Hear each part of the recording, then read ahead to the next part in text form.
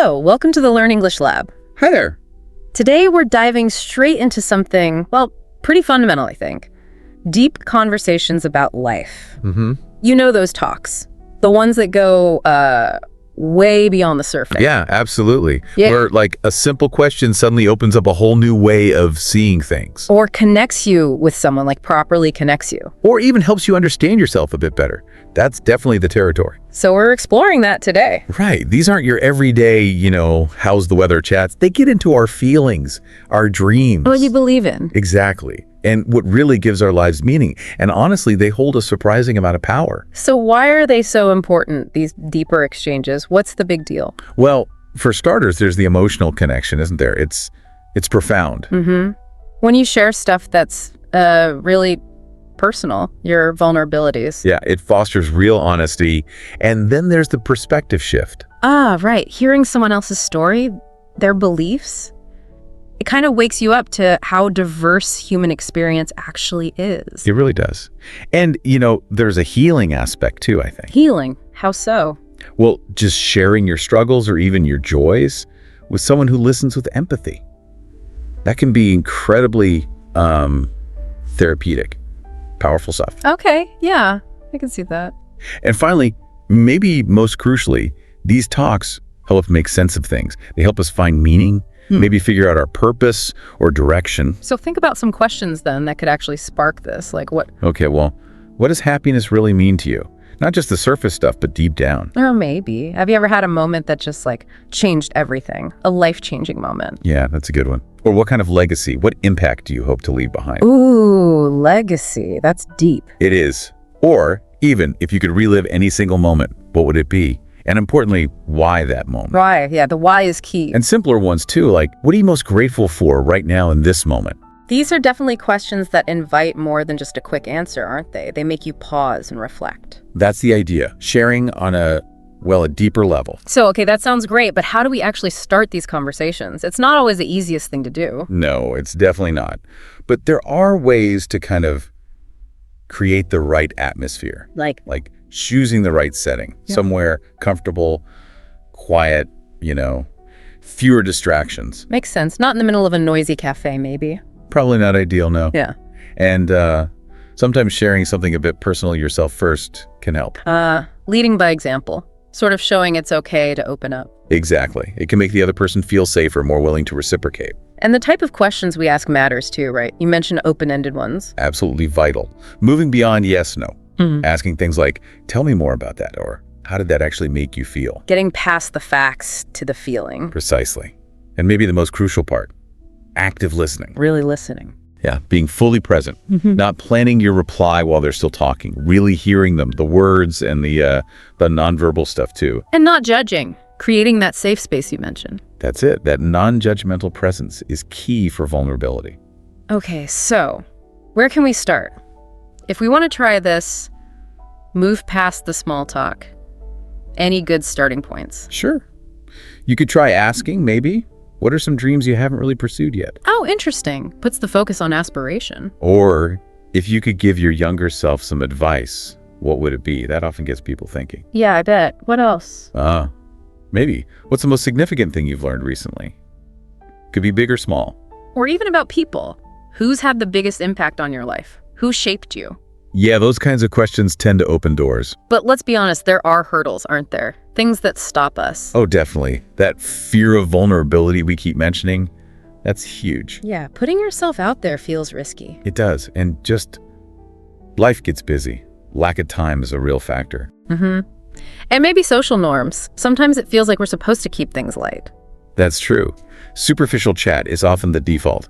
Plus, all the distractions. Phones buzzing, notifications. Right. Constant interruptions. So getting past these hurdles, it takes effort. It requires being intentional. Intentionally making time. Yeah, carving out time, setting a clear intention, like, okay, tonight we're actually going to talk. And being willing to be open yourself, even if it feels a bit uncomfortable at first. That willingness seems key. You have to go first sometime. Often, yes. Now, one area where this feels particularly vital and maybe extra scary is in love and relationships. Absolutely. We all crave that deep connection, but the vulnerability, It can feel amplified there. So how do deep conversations play out in, say, a romantic relationship? Well, it's fascinating, actually, when you start exploring the big questions together. Like, what is love to each of you? What role does trust play? How do you handle forgiveness when things inevitably go wrong? Yeah, forgiveness is a tough one. It is.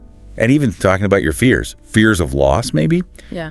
Exploring that stuff can lead to a much, much deeper understanding between partners. What kind of questions could couples ask each other to get there? You could ask things like, what does intimacy really mean to you? Beyond just the physical. Okay. Or what's the hardest part for you about being in this relationship? That takes courage to ask and answer. Definitely. How do you know when it's time to let go? Maybe not of this relationship, but the principle. Or what kind of love do you most want to give? And what kind do you need to receive? And understanding those needs. Crucial. And maybe even what emotional baggage, past experiences do you feel you bring into our relationship? Wow. Yeah. Those require some real honesty. They do, but they can spark incredibly important dialogues. It makes me think of that quote. Which one? To love at all is to be vulnerable. Ah, yes. C.S. Lewis, right. I believe so. And it really feels true here. That deep communication, that willingness to be vulnerable. It's like the lifeblood of a strong relationship. Okay, shifting focus a bit.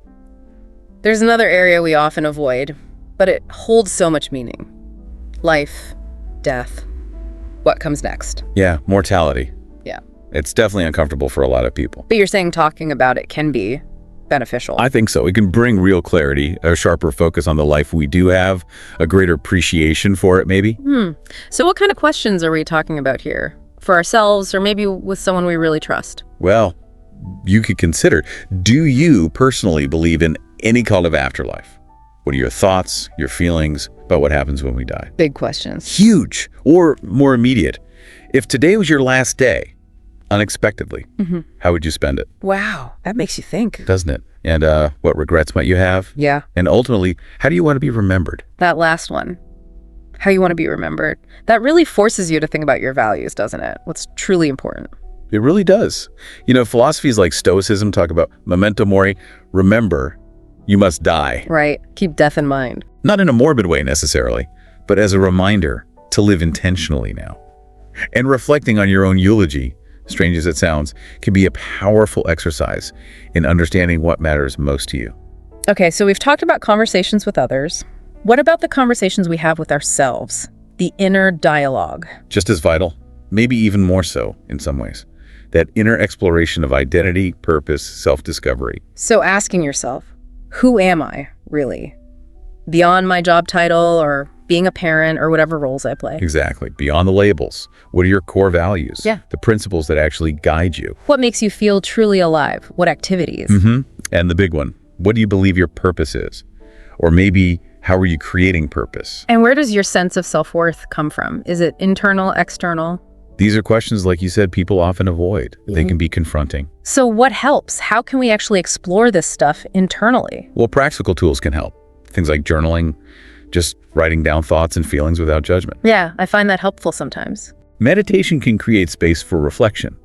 Even travel, getting outside your routine, can shake things up and offer new perspectives. Right, breaking the pattern. And this idea you touched on, purpose isn't always something you just find, like a hidden treasure.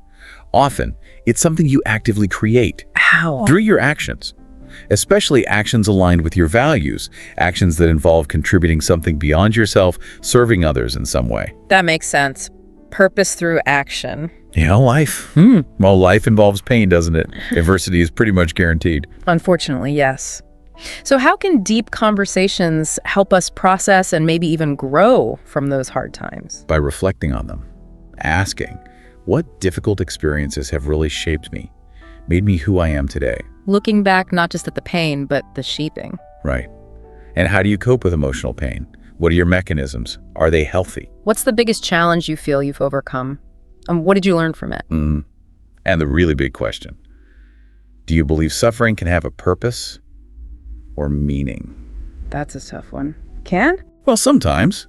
Sometimes our deepest wounds, the things that broke us, can become unexpected sources of strength, of insight, of empathy for others. It reminds me of that Japanese art, kintsugi. Ah, yes, where they mend broken pottery with gold lacquer. Right. And they don't hide the cracks, they highlight them. Yeah, The piece becomes more beautiful because it was broken and repaired. exactly. Finding beauty or strength or value in the brokenness, it's a powerful metaphor. It really is. And let's not forget our inner world of dreams and imagination that often gets pushed aside in adult life. Yeah, we get very practical, don't we? We do. But asking questions about that inner landscape can be revealing. Like, what did you dream of being or doing when you were a child, before reality set in? Yeah, those forgotten dreams. Or if anything were possible, absolutely no limits, what kind of life would you create? Let your imagination run wild. Is there a dream you've kept hidden, maybe felt was too silly or unrealistic? And how does imagination even play a role in your life now? Do you allow space for daydreaming, for creativity? It feels like that kind of inner visioning can actually influence our reality, can it? Help us understand what we truly desire. I believe it can, yes. It connects us to our deeper wants. Okay, another big topic. Time. How we perceive it, how we use it. Oh, time. Yeah, that's a profound one for reflection. How do you feel generally about how you're spending your time? That's a confronting question for many, I think. It can be. Are there moments when you feel truly present, fully alive? What characterizes those moments? And the flip side, do you worry about wasting time? Is that a source of anxiety? It's interesting to explore the difference between clock time, chronological time. Seconds, minutes, hours. Right. And our subjective experience of time, how sometimes it flies, other times it drags. And practices like mindfulness, just trying to be more present in the here and now, can really shift our relationship with time. Less worry about the past or future. Like that saying, yesterday is history, tomorrow is a mystery, today is a gift. That's why they call it the present. Yeah, exactly. It's about appreciating this moment. Now, for a lot of people, spirituality or faith is central to these big life questions. Absolutely. That's a huge dimension of human experience for many. So questions here might look like, what? Maybe. What do you believe in that you can't necessarily prove? Things based on faith or intuition. Have you ever felt connected to something larger than yourself? A sense of transcendence? Do you believe in a soul or a spirit? What does that mean to you? And what practices, if any, bring you a sense of spiritual peace or connection? Prayer, meditation, being in nature? Exploring those personal beliefs, and also the relationship between faith and doubt, which often coexist. That can be a really enriching conversation, whether it's internal or shared. Yeah, that balance of faith and doubt is interesting. It is. And finally, let's touch on legacy, the impact we leave. We mentioned it briefly before, but diving deeper, Yeah. what kind of mark do you actually want to leave on the world? Whose lives do you feel you've touched in a positive way? What small acts of kindness are part of your regular life? Those often matter more than we think. They really do.